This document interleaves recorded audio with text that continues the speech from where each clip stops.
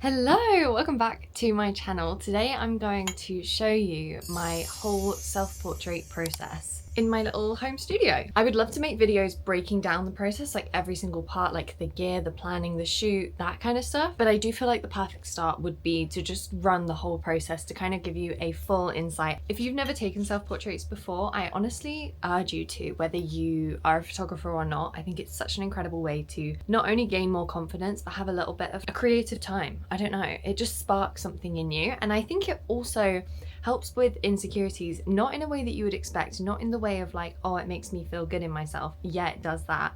But it also turns you into art. And I think when you see yourself as like a subject that's part of an art project rather than like you would in a selfie where it's all about how you look, it completely shifts something in your brain. And it makes me appreciate things about myself that I have never appreciated just from taking selfies, for example. Again, would absolutely love to dive deep into the art of self-portraits, and I probably will throughout this video whilst I'm showing you my process, because they really are just incredible things. I'm sure you can tell I'm very passionate about them. So yeah, whether you are looking for a behind the scenes or like some inspiration on how to take self-portraits, whether it be on individual parts of the process or just the process as a whole, if you're just looking to get into it, whatever the reason is you've clicked on this video, I'm so happy you're here. Let's take some self-portraits. And if you love this kind of content, don't forget to like and subscribe. Join our little corner of the internet that just loves creativity and fun. This is my little studio space. She's a little bit of a mess. This is also my little assistant. He doesn't do much other than distract and look cute, but it's fun having him here. So my setup for the shoot today is just a block color backdrop. I have my prime lens on my three-legged thing tripod, which is my favorite tripod ever. I will link everything in the description so I don't waffle on about the details of it all. And then I have just a constant umbrella light. Personally, I don't like shooting with synthetic light, especially constant light. Like, I love a flash. I much prefer a natural daylight,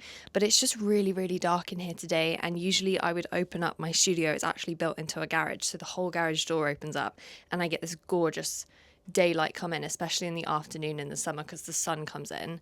But it's November, so beggars can't be choosers. I'm using a constant light. It won't stay like this the whole shoot though. I've got a creative, colourful setup that I am going to try out, so that makes it a lot more fun. Let's bring the backdrop down.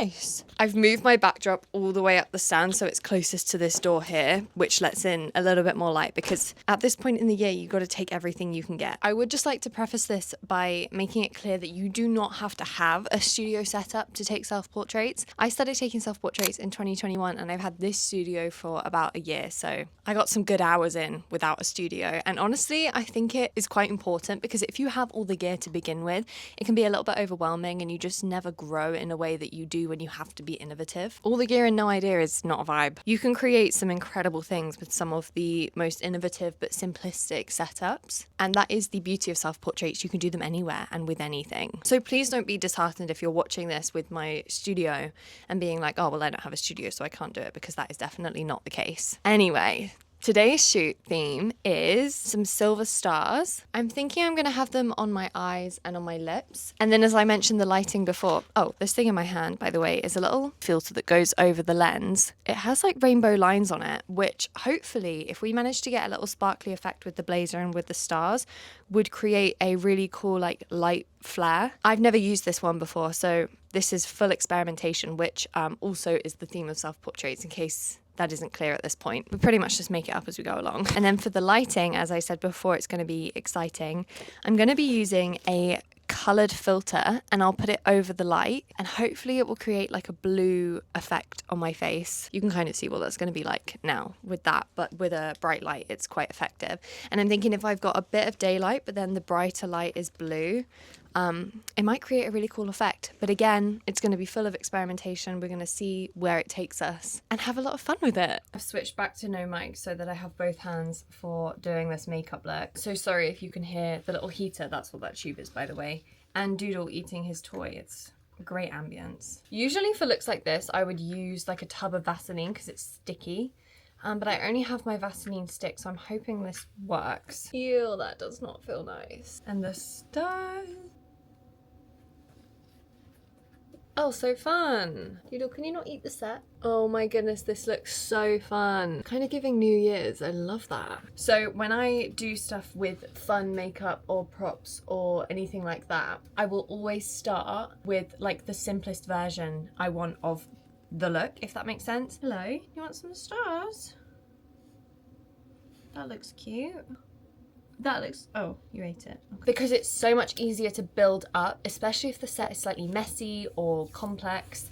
It's easier to add than it is to take away. And also once you have started the adding process, you never want to go back. So yeah, always start with the simplest version and then build up. That's what I do. Same goes for like setups with the camera gear and stuff. I'm not gonna add in any of the other extras just yet. I'm just gonna start with the camera, the lighting setup, get a feel for it, get into it, and then start adding more stuff and see how it goes. Okay, so already, now I've set the camera up and everything, I am not sure if I'm a big fan of the orange backdrop. I know that it will work quite well with the blue light, yeah, that will work well, but I'm not sure about it with just this setup.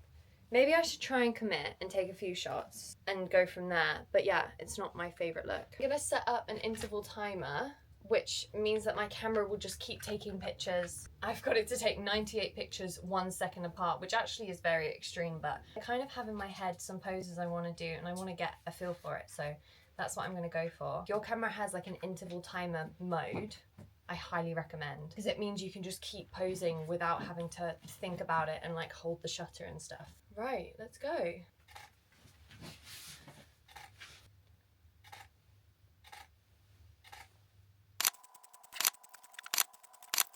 Okay, so that was the first 98.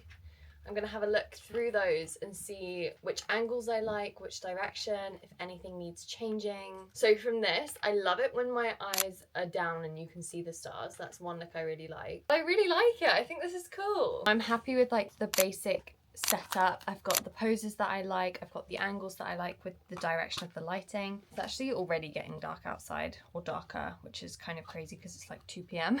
But I've decided I'm now gonna try this little filter over my lens. I hope it's gonna add something cool. We'll have to see. She's on. She's not doing much at all, but I reckon if I used a flash it might do more, but also it's not affecting the photos badly, so I'm gonna leave her on for now. So instead I'm gonna add the blue light to the filter, the blue filter to the light. Wow, words. Me and my professional setups, I have some sellotape and a dream. Oh my goodness, that's so cool. It works. Oh, this is fun. And now we have blue light. This is what she's looking like in the camera. Also, these are my settings, if that helps at all. Yeah, love this. So this is where you just want to play around with like angles, see how it's working out. This here is making me light up blue, but if I turn it a little bit, where the filter is only on the front of the light, the white light is lighting up the backdrop very orange, which looks really cool. So there's like a proper contrast. So I'm gonna stick to that for now. If I'm being completely honest, I'm still not really vibing with the orange backdrop, so I might switch it out and put a white backdrop down. While we're here, I'm just gonna get some daylight ones, because you never know. This is what it's all about, just experimenting. Oh, she's dramatic. Okay, they're not my faves, but I'm glad I tried it. Woo! The way the blue hits the white instead of the orange, yeah, I already prefer this. I love this. What do you think? I think so too. I say it's time we go for star lips. I'm excited about this. I think it's going to be quite uncomfortable, but I think it's going to look really cool.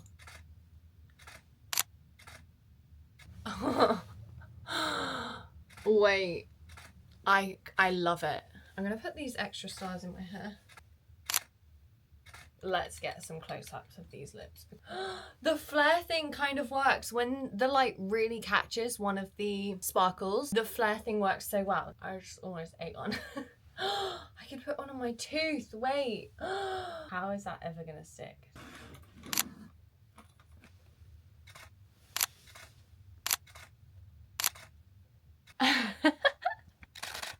My camera is gonna die any minute, but I'm just taking some slow shutter shots before it does. These are my settings for slow shutter. Oh my god, the one on my tooth is stayed on. That's sick. Okay, and I'm basically just gonna shake my head and hope that some of the sparkles like catch the light. Okay, here we go. I think that turned out cool. I'm not gonna overthink those ones because the point is that they're not perfect. One shot I did want to get, however, is all the sequins like on my tongue. Will be interesting, and if my camera dies while I'm doing it, I'm gonna be so mad. Okay.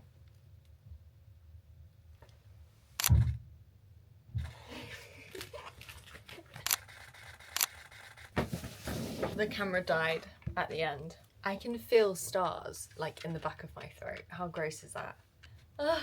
But I reckon we got some shots. I feel like that's quite a natural breakdown of like when I usually shoot self-portraits. As you can tell, it's one of those things where you just keep adding to it and keep having fun with it. See what you're feeling, see what angles you're feeling, see if you want to add any more props or if you think things will add to it, like just throw them in. Something to remember when you're taking self-portraits is that they don't have to go anywhere. Like you don't have to share them online. No one has to see them. And I think that really helps with just like giving it your all and not feeling silly, because it can be so easy to feel silly when you're taking them. And that will hold you back. And when you feel awkward, you look awkward on camera. So just give it your all. Imagine no one's going to see them. If you love them, you can share them, but there's no pressure to. And just have fun with it. Like the best thing about self-portraits is that you can do them on your own. So there's no one else that you're having to like justify your ideas to or explain your ideas to. You can just think something and then make it happen. And I think that is the beauty of self-portraits. There's no miscommunication because it's your own brain. That is why I love self-portraits, because you just are in your own world, and some of the stuff that comes up when you're just in this creative flow is amazing. And that's pretty much the creative side of my self-portrait process. I hope you enjoyed. If you did, don't forget to give the video a like and join our little corner of the internet by subscribing. I would love to make some more breakdown videos of like the specific parts of the not just self-portrait process but the photography process as well. So if there's anything in particular that you would like to know, then do let me know and I'll make some videos on it. But that's it for now, and I will see you in the next video. P.S. All photos will be edited using a preset that is available on my website, so check that out too. It will be in the description. Bye!